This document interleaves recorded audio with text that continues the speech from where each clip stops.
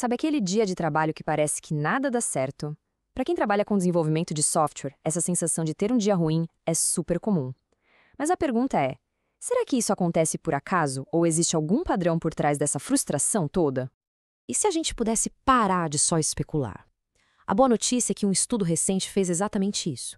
Trocou as suposições por fatos concretos para finalmente responder a essa pergunta. Então, bora mergulhar nesses dados. O nosso papo hoje vai ser o seguinte. Primeiro, a gente vai entender o que de fato define um dia ruim. Depois, vamos identificar os maiores vilões da produtividade.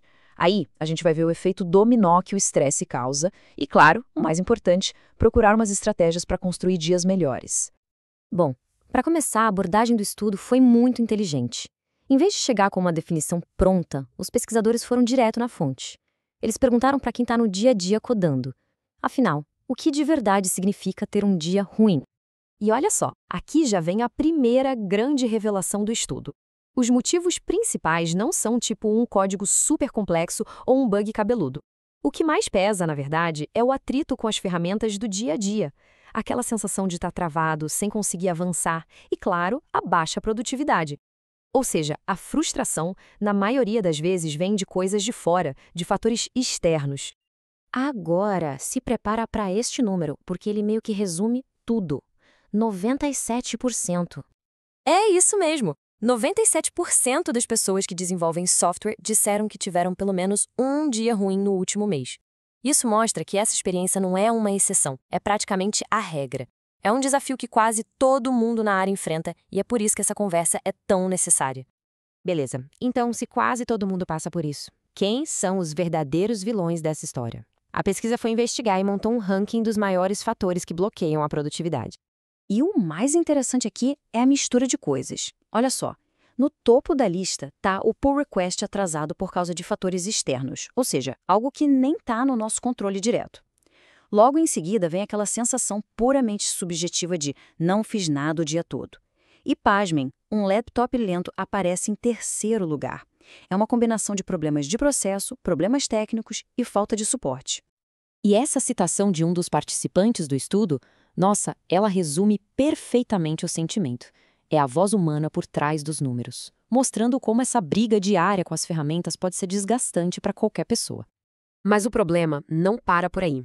O impacto de um dia ruim não fica só no trabalho, não. Ele transborda. Vira um verdadeiro efeito dominó que acaba afetando a vida pessoal e o bem-estar de um jeito bem sério.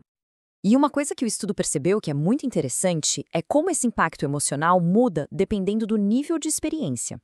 Quem é júnior tende a levar para o pessoal, sabe? Sentir culpa, dúvida da própria capacidade.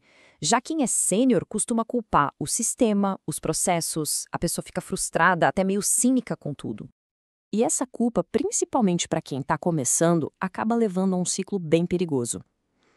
A pessoa sente que precisa trabalhar mais para compensar o que não produziu, e aí o que acontece? Sacrifica o tempo pessoal, o descanso, que é justamente o que a gente precisa para se recuperar. Dá uma olhada neste gráfico, ele deixa as consequências bem claras. O estresse é o grande campeão aqui, tanto o geral quanto aquele que a gente leva para casa depois do expediente. Logo depois, vem os impactos diretos na saúde e até nos relacionamentos. Fica muito nítido que um dia ruim de trabalho nunca, jamais, fica só no trabalho. Ok, a gente já entendeu o tamanho do problema e o impacto dele. Mas chega de falar de problema, né? Vamos virar a chave e focar nas soluções. O estudo também foi atrás de respostas sobre o que pode ser feito para a gente construir dias melhores. E o legal é que as sugestões são super pé no chão. Basicamente, tudo se resume a criar um ambiente de trabalho melhor.